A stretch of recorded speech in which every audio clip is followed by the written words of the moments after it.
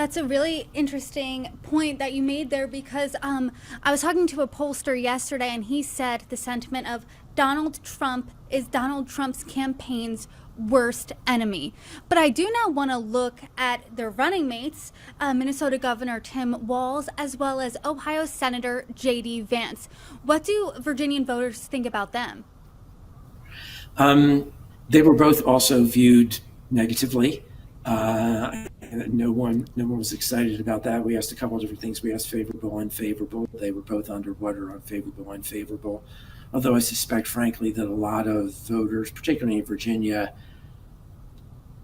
probably know very little about Tim Walz, and I'm not sure how much they know about J.D. Vance. But Vance did have more of a national profile prior to a week ago, or 2 weeks ago. But they were both seen negatively. From my perspective, VP candidates really don't make much of a difference. Historically, I think most research suggests that they don't.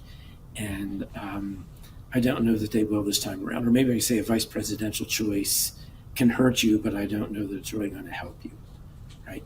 Harris was going to carry Minnesota anyway. Trump was going to carry Ohio anyway.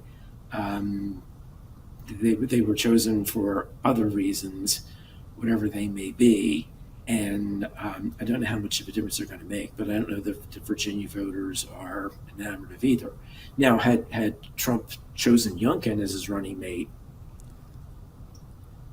it's conceivable that that could have made some difference in Virginia. But still, I go back to kind of what your person said yesterday. Trump is Trump's worst enemy. But again, my point about Trump being so polarizing that, I don't know how much it really matters with him. Sometimes I hearken back to his statement from, I don't remember what it was, that he could shoot someone in the middle of Fifth Avenue and it wouldn't hurt him.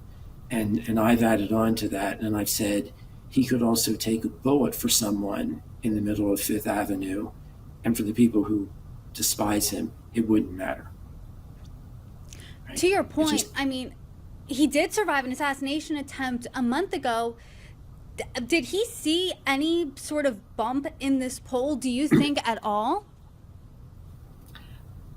Maybe just a touch on the enthusiasm of Republicans. But I mean, like this much touch, like nothing, probably within the margin of error. But you are 100% correct on that, and I would have thought there might have been some sort of a bump on that. We did ask a question about how people viewed his immediate reaction to that. But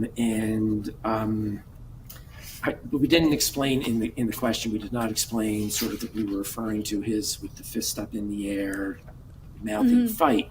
But I would assume when we talked about the immediate reaction, that's what we meant. And I mean, the question we asked was if people saw that as a sign of toughness or simply as an attempt to gain votes. Half of the people, 50%, said it was a sign of toughness. 44% of the people said it was an attempt to gain votes.